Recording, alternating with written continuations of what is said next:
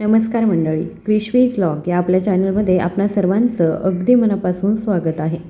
जर मी तुम्हाला सांगितलं की रोटी, भात, पास्ता, पोहे आणि इडली खातानाही तुम्ही तुमची चरबी जाळू शकता, तर हो, कार्बोहायड्रेट्स सोडल्याशिवाय उपवास न करता किंवा कोणताही आहार न पाळता फक्त तुमच्या कार्बोहायड्रेट्सचं योग्य व्यवस्थापन करून तुम्ही दुप्पट वेगाने वजन कमी करू शकता.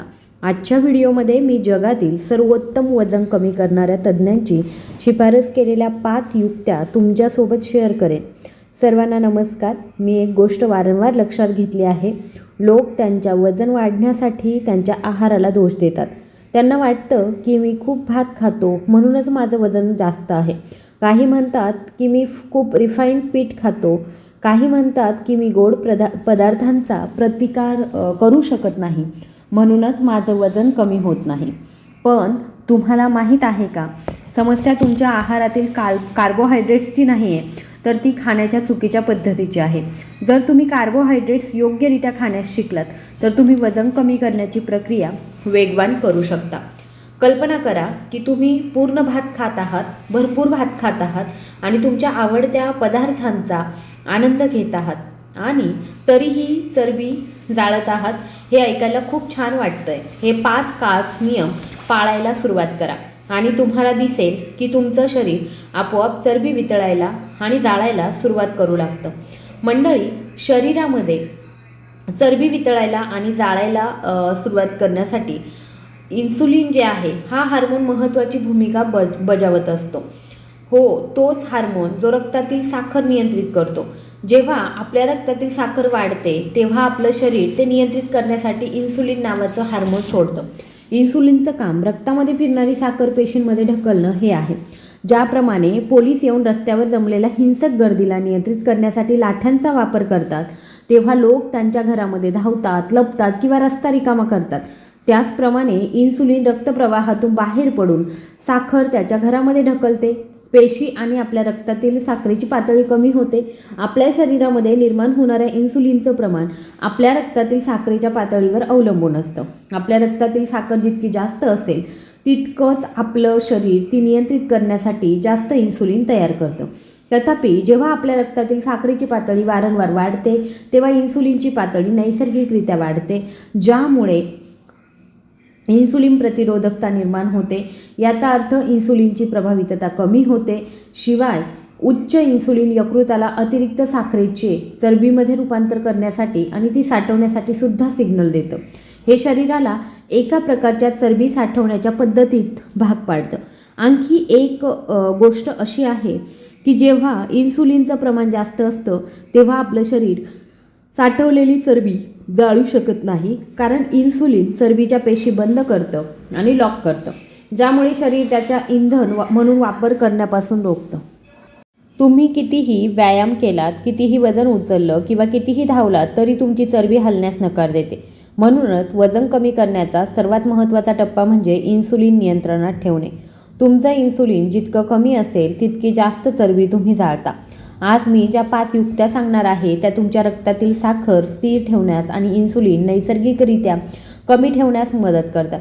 अशा प्रकारे तुमचं शरीर साठवलेली चरबी जाळण्याससुद्धा सुरुवात करेल. तर चला या 5 अतिप्रभावी टिप्सचं एक एक करून आपण विश्लेषण करूया.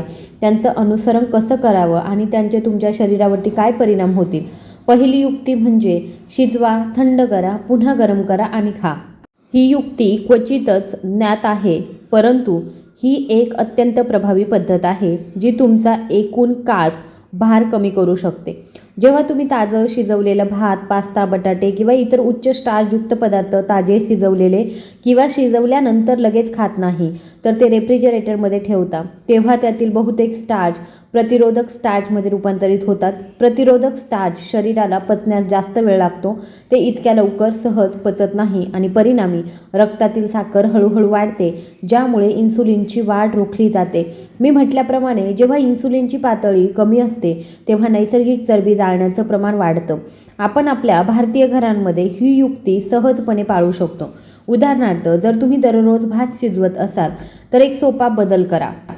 ताजा भात खाण्याऐवजी सकाळी शिजवा, ते तुमच्या रेफ्रिजरेटरमध्ये ठेवा आणि नंतर दुपारच्या जेवणासाठी किंवा रात्रीच्या जेवणासाठी गरम करा. त्याचप्रमाणे जर तुम्हाला बटाट्याचा चाट, बटाट्याचा भरता, बटाट्याचे पराठे, कटलेट्स किंवा मग बटाट्याचे सॅलड बनवायचे असेल तर आदल्या दिवशी तुमचे बटाटे उकळा, ते रेफ्रिजरेटरमध्ये ठेवा आणि दुसऱ्या दिवशी या गोष्टी बनवण्यासाठी वापरा.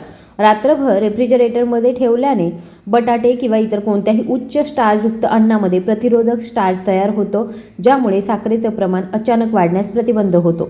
खरं तर शिळ्या भातामध्ये किंवा बटाट्यांमध्ये थोडासा व्हिनेगर किंवा मग लिंबाचा रस घातल्याने त्याचा परिणाम आणखी मजबूत होईल.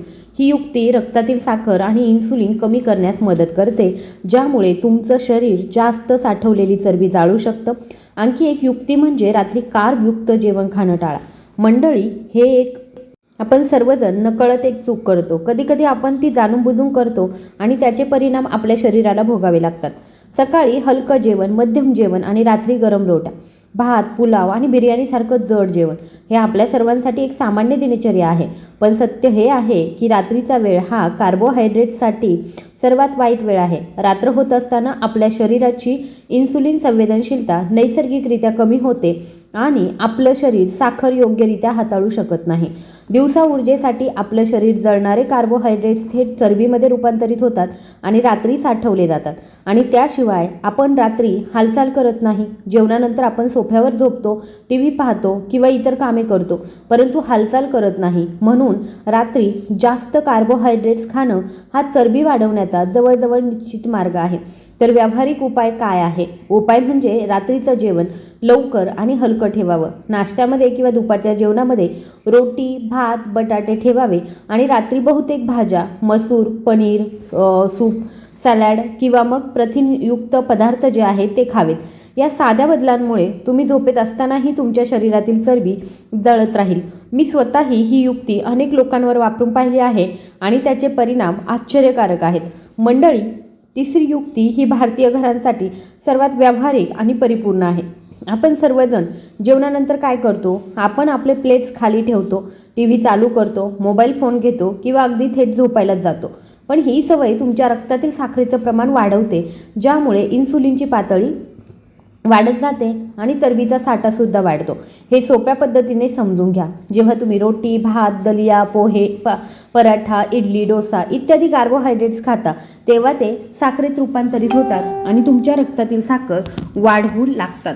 अशावेळी तुम्ही बसलात किंवा झोपलात तर साखर वापरली जाऊ शकत नाही आणि तुमचं शरीर लगेचच ते चरबीत रूपांतरित करून साठवू लागतं. तथापि जर तुम्ही खाल्ल्यानंतर 20 ते 30 मिनिटांमध्ये किंवा मग 10 ते 15 मिनिटं हलकं जरी चाललात तरी तुमचे स्नायू लगेच साखर वापरण्यास सुरुवात करतात. याचा अर्थ साखर जळते, साठवली जात नाही, तुमचं इन्सुलिन वाढत नाही आणि चरबी जाळण्यास सुरुवात होते.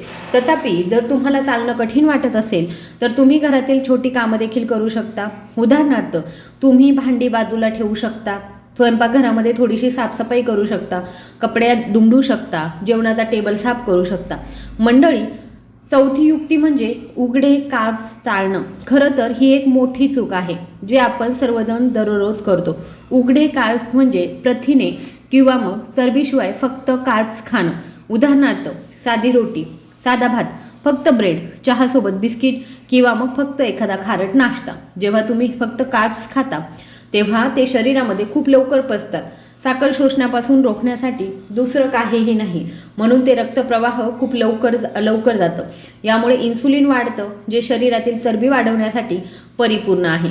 तथापि जर तुम्ही थोडी चरबी, थोडे चांगले प्रथिने किंवा उच्च रक्तदाब, उच्च फायबरयुक्त अन्न खाल्ल्यास कार्ब्सचे पचन मंदावतं, साखर रक्तप्रवाहामध्ये अधिक हळूहळू सोडली जाते, इन्सुलिन कमी होतं आणि कॅलरी चरबीमध्ये रूपांतरित होत नाहीत. नकारात्मक कार्ब्स टाळण्यासाठी आपण काय करू शकतो हे व्यावहारिकदृष्ट्या समजून घेऊया. म्हणून नेहमी तुमच्या रोटीसोबत मसूर, पनीर भाज्या, दही किंवा मग थोडंसं तूप हे खा. साधी रोटी, साधा पराठा, चाऊमिन, मॅगी किंवा पास्ता कधीही एकटं खाऊ नका. जर तुम्हाला ते खावंच लागलं तर प्रथिनयुक्त किंवा फायबरयुक्त काहीतरी पोटामध्ये घाला. हे पदार्थ तुमच्या कार्बोहायड्रेट्सना आच्छादित करून फायबर, प्रथिने आणि इतर पोषक तत्वे प्रदान करतात. कार्बोहायड्रेट्सचे हानिकारक परिणाम कमी करतात, पचन हळूहळू होतं. आणखी एक प्रभावी उपाय म्हणजे तुमच्या अन्नासोबत लिंबू किंवा व्हिनेगरसारखे आम्लयुक्त काहीही खाणं. जेव्हाही तुम्ही जेवता तेव्हा तुम्ही डाळ, भाज्या किंवा मग सॅलॅडवर लिंबू पिळा. ड्रेसिंग म्हणून तुम्ही तुमच्या सॅलॅडमध्ये थोडंसं व्हिनेगर घाला किंवा मग व्हिनेगरसह कांदा तुम्ही खाऊ शकता. या पदार्थांमुळे आम्लतेमुळे जेवणानंतर साखरेचं प्रमाण 40 ते 50% कमी होईल. यामुळे इन्सुलिन देखील नियंत्रणात राहील आणि तुमचं वजन देखील नियंत्रणात राहील. मंडळी, शेवटची युक्ती खूप शक्तिशाली आहे, परंतु तरीही ती दुर्लक्षित केली जाते. मंडळी, बऱ्याच वेळा आपण आपला आहार परिपूर्ण घेत असतो, मग आपण काही निरोगी अन्न खातो, पण तरीही आपल्याला त्याचा परिणाम दिसत नाही, वजन अजिबात कमी होत नाही. तुम्हाला माहीत आहे का काय कारण आहे? कारण आपल्या जेवणाचा क्रम चुकीचा आहे. म्हणजे ते आपण आधी खावं ते आपण नंतर खातो आणि जे नंतर खावं ते आपण आधी खातो. यामुळे रक्तातील साखर खूप वेगाने वाढते आणि इन्सुलिनसुद्धा वाढतं. याचा अर्थ तुम्हाला माहिती आहे का की शरीरात चरबीच्या गाठी साठू लागतात. जेवणाच्या शेवटी तुम्हाला फक्त कार्बोहायड्रेट्स खावे लागतात. जेव्हा तुम्ही भाज्या, सॅलॅड, डाळी किंवा मग प्रथिने आधी खाता तेव्हा या गोष्टी पोटात एक संरक्षक थर तयार करतात. त्यावर एक जाड थर तयार होतो किंवा असं म्हणा ते कार्बोहायड्रेट्सच्या पचनाला अडथळा आणतं. याचा अर्थ असा की कार्बोहायड्रेट्स शरीरामध्ये हळूहळू पचतात, साखर हळूहळू रक्तप्रवाहामध्ये प्रवेश करते, इन्सुलिन सक्रिय होतं आणि शरीर जास्त चरबी चालतं. म्हणून जेव्हाही तुम्ही जेवता तेव्हा प्रथम 7 ते 10 भाज्या किंवा मग सॅलॅड तुम्ही खाऊ शकता. त्यानंतर तुमच्या आहारामध्ये दही, चीज, चिकन, अंडी किंवा इतर कोणतेही प्रथिनांचे स्रोत जे असतील ते घ्या. शेवटी रोटी किंवा भात खा, ज्यामध्ये कार्बोहायड्रेट जास्त प्रमाणामध्ये असतात. तर हा अगदी सोपा नियम आहे. मंडळी, लक्षात ठेवा, प्रथम तुम्ही फायबर आणि प्रथिने, नंतर चरबी आणि शेवटी कार्बोहायड्रेट्स खावेत. हो, फक्त क्रम बदला आणि पहा, तुमचं वजन दुप्पट वेगाने कमी होण्यास सुरुवात होईल. तुमच्यापैकी किती जण या क्रमाने खातात कृपया मला कमेंट बॉक्समध्ये नक्की कळवा. आणि त्याचबरोबर जर तुमचं वजन बराच काळ एकाच पातळीवर अडकलं असेल आणि तुम्हाला काहीही करून कोणताही फायदा होत नसेल तर तुम्ही योगा वगैरे नक्कीच करू शकता. तुम्हाला ही माहिती कशी वाटली हे मला कमेंट बॉक्समध्ये नक्की सांगा. माहिती आवडली असेल तर व्हिडिओला लाईक, शेअर आणि सबस्क्राईब करायला विसरू नका. धन्यवाद.